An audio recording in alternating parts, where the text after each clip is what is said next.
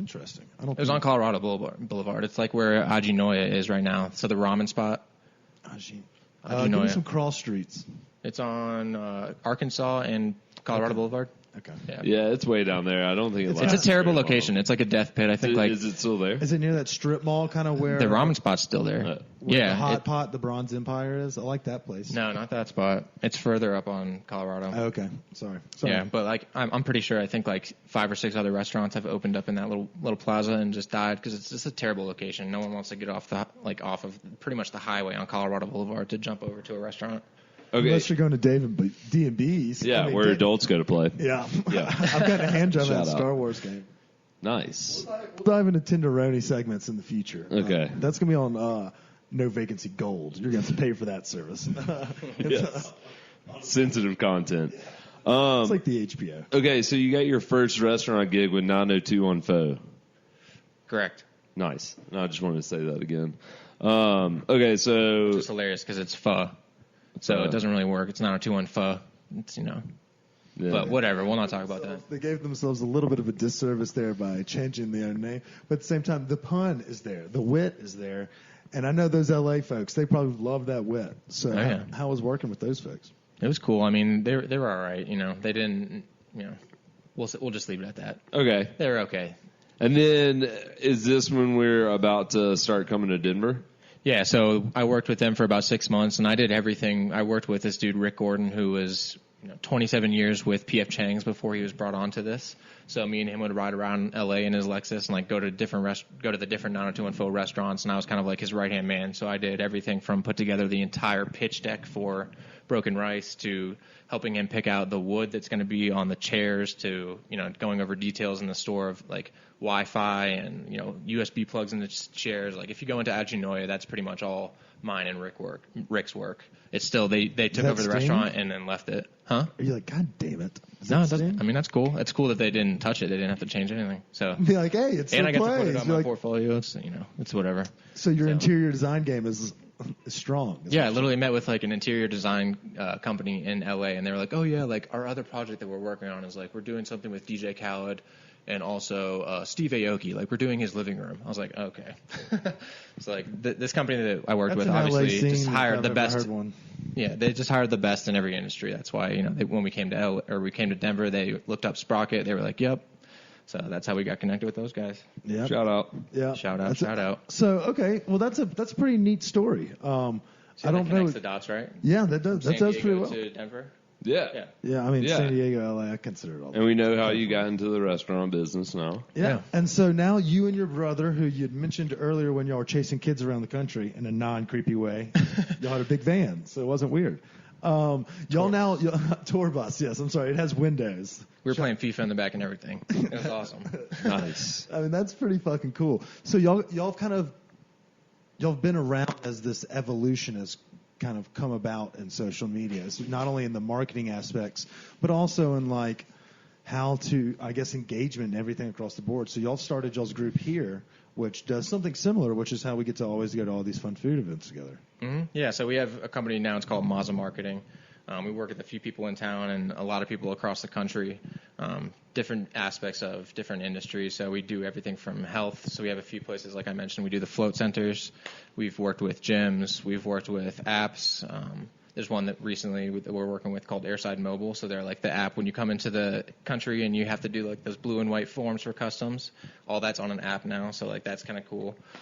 So we're all over the place. I mean, we have different ranges. And then restaurants is, of course, like one of our core competencies because we've been doing that for the longest. But, everything. You're using some pretty big verbiage. We may need to crack into another bottle of booze.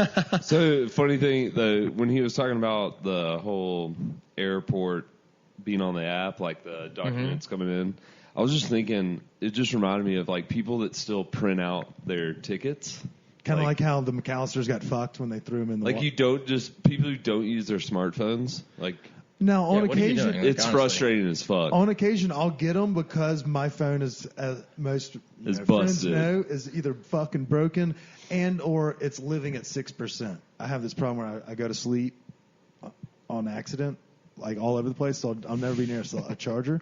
And so I'll get them like when I check a bag or something like that, because if my phone dies, then I mean, what are we going to do, guys? Come on, Let's be serious. You got to have a backup plan if your phone's fucked. Yeah, I think I've known you for about, 6 months now, and I think I've seen you have 3 phones. I go through I live hard, and we're going to dive into living hard. We had to get a new cell phone this morning, our new LED. But, yeah, our LCD, whatever it is.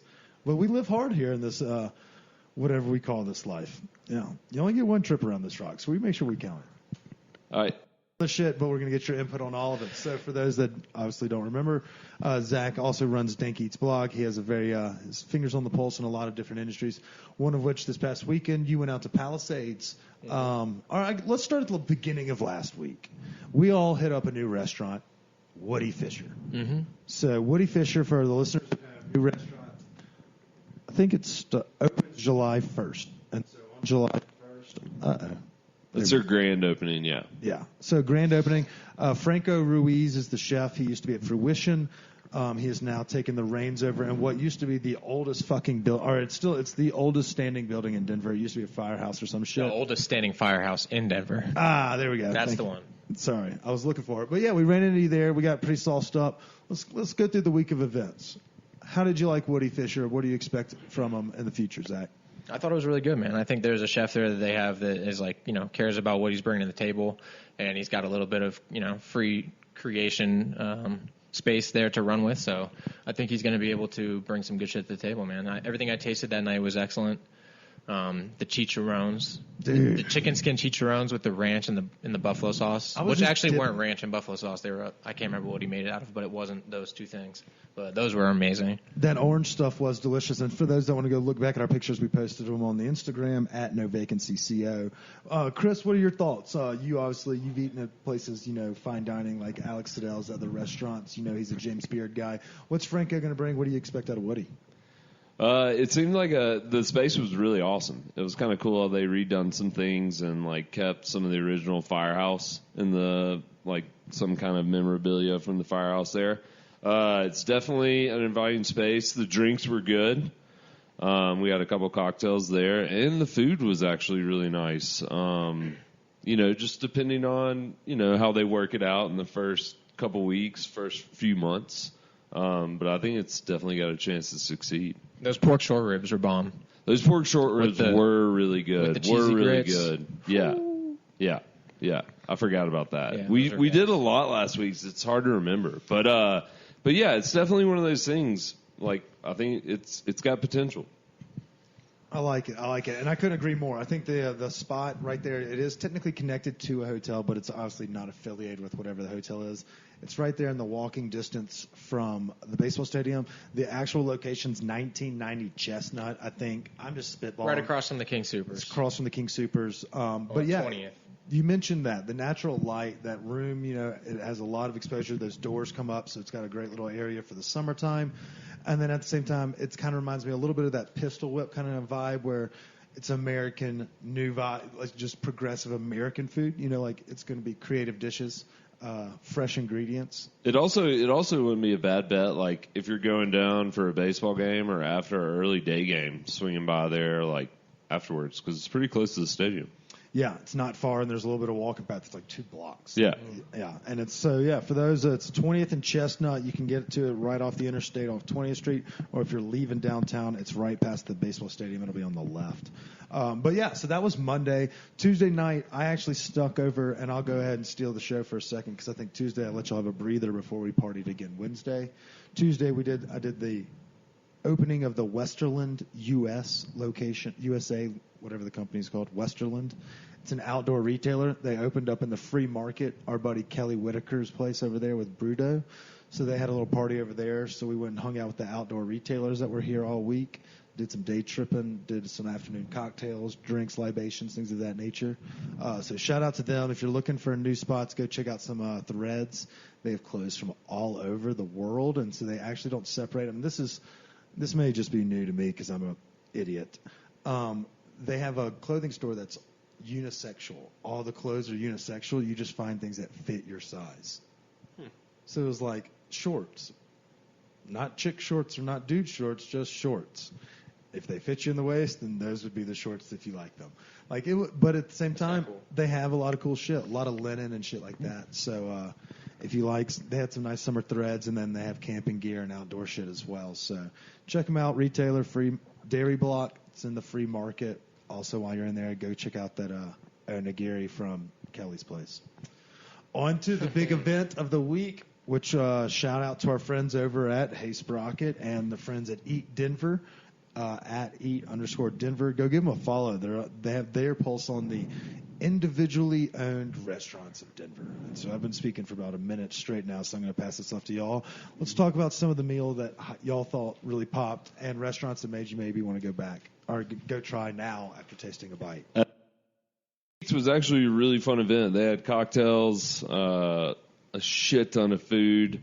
Some of my favorites were fish and beers, grilled oysters. Those are really good. Yeah. I mean, anytime you bring oysters into the mix, it's going to be tasty. Also, black bellies. These are some of the highlights. Yes, black belly was delicious. What were we dealing with? Because we had like some chicken liver mousse. We had some rhubarb jam. Ready? I have it so we can not embarrass ourselves here, and we can actually give proper. I can edit out shit, dude, anytime. Ready? No, I'm just gonna say it was called a pate à choux, and it was with duck and pork fat from Sky Pilot Farm and Macaulay Family Farm with chicken liver mousse and a mauve bachelor buttons with Iron Cross oxtails and braised rhubarb and strawberry gel. So they were fucking bringing it. Yeah. They had a lot going on there. I had 3 of them in less than 15 seconds. Yeah, I definitely grabbed a few of those. Another one that was good was our boys at Tavernetta. Yes. Shout out to Ian and GM Justin. But what fish was that? Fuck. I think it was a tuna belly. It was tuna belly, and it had some sort of And it was rolled and had like a caviar. It was done. It was tuna belly done yakitori style, so on a yakitori grill, which is like a traditional Japanese style of grilling. Cooked perfectly. Yeah, cooked perfectly, seared on the outside, tender on the inside, and then they served it, I think, with like a basil. There's some kind of oil. Yeah, right basil and olive oil. Yeah, it was amazing. All right, so I'm going to name one that wasn't necessarily the sexiest. We obviously just named a lot of fancy fucking foods, and for not everybody, that doesn't tickle their fancy. I'll tell you something that fucked was that Whiskey Bottom lamb slider. That bun and lamb, it was so damn delicious. I can't. Yeah, and there's a couple other ones too. Yeah, our friends over at GQ, the pork belly. I mean, pork belly, yeah, can't go wrong with that. That was delicious. Our friends at Carboy Winery were there. Shout out to Ty Zock. The best part about that was because I could just go take a picture with them, they would let me pass the line, and they had them on fucking tap, so you could just pour it in a glass, quick, fast, and in a hurry. Yeah, and Ramey from Comida was there serving up these stuffed jalapenos that were really good. Chili looking little puppies. It was just kind of like a stuffed jalapeno. I want to say there was a little bit of crema and almost like some mashed potato or maybe refried beans in there, but it was really good. How do you have those two so closely together? I figured you would be able to a bean and a mashed potato. Was it just mushed? Yeah. I don't know. I could be way off on that one.